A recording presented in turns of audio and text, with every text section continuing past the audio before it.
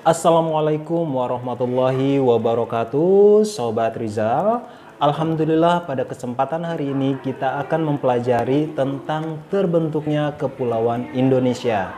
Dan setelah pembelajaran ini, Sobat diharapkan dapat menjelaskan proses terjadinya Kepulauan Indonesia dan mengambil hikmah tentang letak dan kondisi geologis Kepulauan Indonesia dan meningkatkan rasa syukur karena kekayaan flora dan fauna di Kepulauan Indonesia. Sobat, Indonesia merupakan negara dengan kekayaan flora dan fauna yang sangat tinggi. Menurut Profesor C.C.G.Z. van Steenis, seorang ahli biologis dari Belanda, dalam buku Flora Pegunungan Jawa, mengatakan bahwa di Indonesia terdapat kurang lebih dari 4.000 jenis pepohonan, 1.500 jenis pakis-pakisan, dan 5.000 jenis anggrek. Selain itu, ia membagi pula tumbuh-tumbuhan ini ke dalam tumbuh-tumbuhan yang berbunga sebanyak kurang lebih 25.000 macam dan tumbuhan yang tidak berbunga sebanyak kurang lebih 1.750 macam. Nah, keragaman flora ini sahabat disebabkan oleh kondisi geografis yang dikelilingi banyak pegunungan api. Sobat, kekayaan alam dan kondisi geografis ini telah mendorong lahirnya penelitian dari bangsa-bangsa lain. Adalah Alfred Russel Wallace yang mengungkapkan teorinya bahwa ada satu garis maya yang memisahkan Kepulauan Indonesia bagian timur dan bagian barat.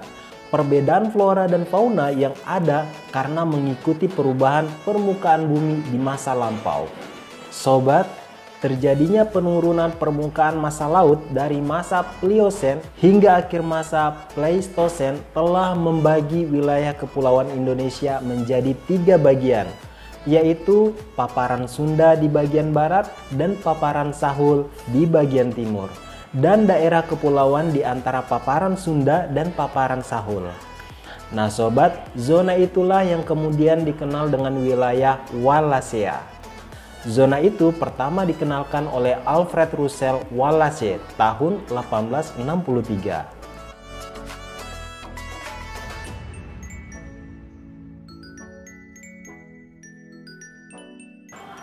Nah sobat, ada banyak teori dan penjelasan tentang penciptaan bumi mulai dari mitos sampai kepada penjelasan agama dan ilmu pengetahuan. Tapi kali ini kita akan membahas melalui pendekatan ilmu pengetahuan. Salah satu di antara teori ilmiah tentang terbentuknya bumi adalah teori dentuman besar atau Big Bang yang dikemukakan oleh sejumlah ilmuwan, misalnya ilmuwan besar Inggris, yakni Stephen Hawking. Nah sobat, teori Big Bang ini menyatakan bahwa alam semesta mulanya berbentuk gumpalan gas yang mengisi seluruh ruang jagat raya. Nah, jika digunakan teleskop besar yakni Mount Wilson untuk mengamatinya, akan terlihat ruang jagat raya itu luasnya mencapai radius 500 juta tahun cahaya. Nah sobat, gumpalan gas itu suatu saat meledak dengan satu dentuman yang amat dahsyat. Setelah itu, materi yang terdapat dalam alam semesta mulai berdesakan satu sama lain dalam kondisi suhu dan kepadatan yang sangat tinggi. Sehingga hanya tersisa energi berupa proton, neutron, dan elektron yang bertebaran di seluruh arah. Nah sobat, ledakan dahsyat itu menimbulkan gelembung-gelembung alam semesta yang menyebar dan menggembung ke seluruh penjuru hingga membentuk galaksi, bintang-bintang, matahari, planet-planet, bumi, bulan, dan meteorit. Nah, bumi kita hanyalah salah satu titik kecil saja di antara tata surya yang mengisi jagat semesta. Sobat, sistem alam semesta dengan semua benda langit sudah tersusun secara menakjubkan dan masing-masing beredar secara teratur dan rapi pada sumbunya masing-masing.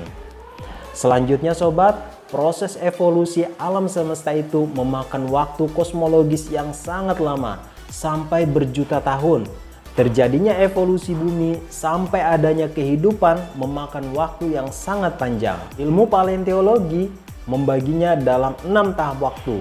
Nah, masing-masing waktu ditandai oleh peristiwa alam yang menonjol, seperti munculnya gunung-gunung, benua, dan makhluk hidup yang paling sederhana.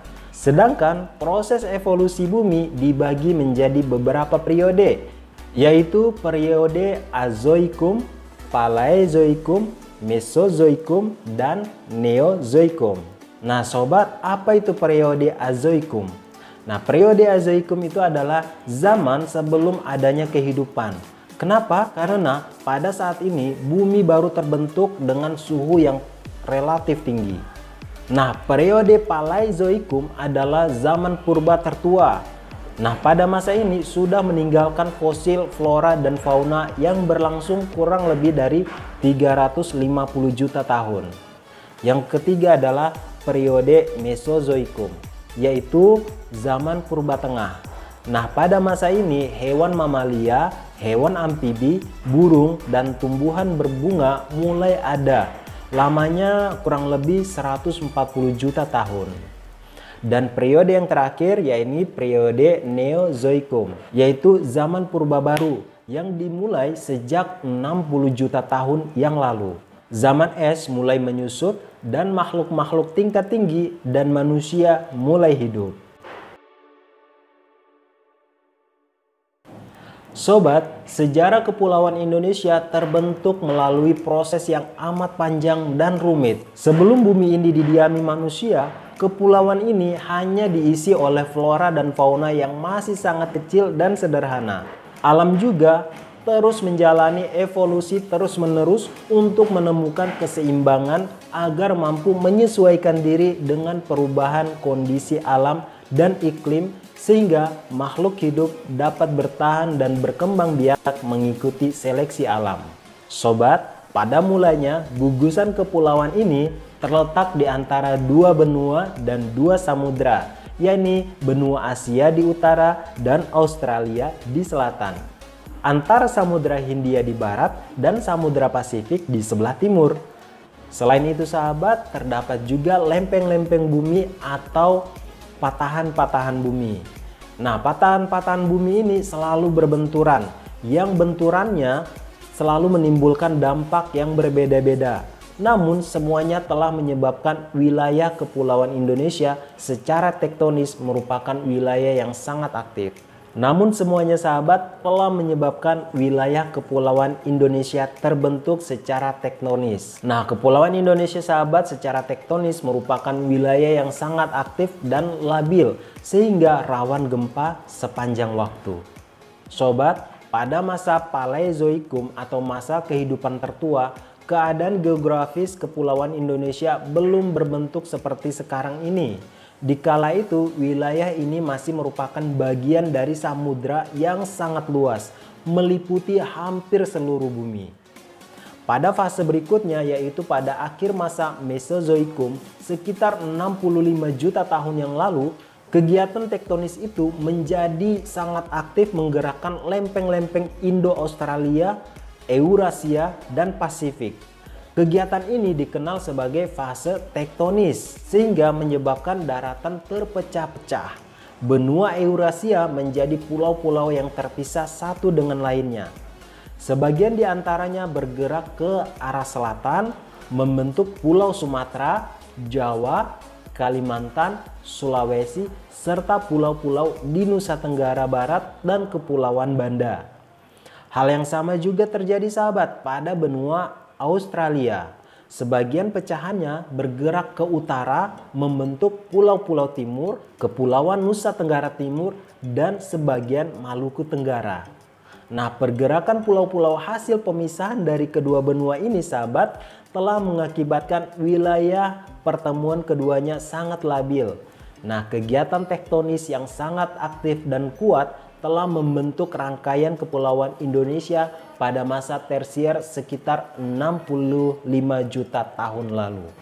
Selain itu sahabat, sebagian besar daratan Sumatera, Kalimantan, dan Jawa telah tenggelam menjadi laut dangkal sebagai akibat terjadinya proses kenaikan permukaan laut atau yang disebut dengan transgresi. Sobat, Sulawesi pada masa itu sudah mulai terbentuk. Sementara Papua sudah mulai bergeser ke utara, meski masih didominasi oleh cekungan sedimentasi laut dangkal berupa paparan dengan terbentuknya endapan batu gamping.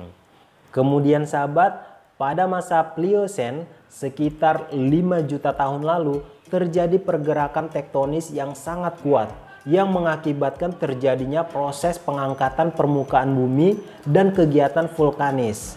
Ini pada gilirannya sahabat menimbulkan tumbuhnya atau mungkin lebih tepat berbentuk rangkaian perbukitan struktural seperti perbukitan besar atau gunung dan perbukitan lipatan serta rangkaian gunung api aktif sepanjang gugusan perbukitan itu.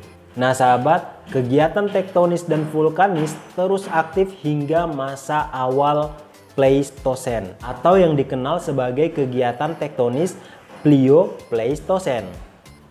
Kegiatan tektonis ini berlangsung di seluruh kepulauan Indonesia. Gunung api aktif dan rangkaian perbukitan struktural tersebar di sepanjang bagian barat Pulau Sumatera, berlanjut ke sepanjang Pulau Jawa ke arah timur hingga Kepulauan Nusa Tenggara serta Kepulauan Banda. Kemudian sahabat, terus membentang sepanjang Sulawesi Selatan dan Utara. Nah, pembentukan daratan yang semakin luas itu sahabat telah membentuk kepulauan Indonesia pada kedudukan pulau-pulau seperti sekarang ini. Hal itu telah berlangsung sejak kala Pliocene hingga awal Pleistocene atau sekitar 1,8 juta tahun lalu. Jadi sahabat, pulau-pulau di kawasan kepulauan Indonesia ini masih terus bergerak secara dinamis. Sehingga tidak heran jika masih sering terjadi gempa baik vulkanis maupun tektonis. Nah, dari proses terbentuknya kepulauan Indonesia yang amat panjang ini, kita sekarang tahu sahabat, bahwa ternyata dataran negara yang kita tempati saat ini adalah hasil dari evolusi alam berupa lava panas yang muncul dari perut bumi yang membeku karena perubahan suhu yang ada di permukaan bumi, yang kemudian juga dipengaruhi oleh pergerakan lempeng-lempeng tektonik yang terus bergerak hingga saat ini. Oke sahabat, jangan lupa simak juga video berikutnya, yakni pembabakan waktu masa praaksara. Jangan lupa untuk subscribe channel ini dan kita ketemu lagi di video pembelajaran selanjutnya. Tetap jaga kesehatan. Wassalamualaikum warahmatullahi wabarakatuh.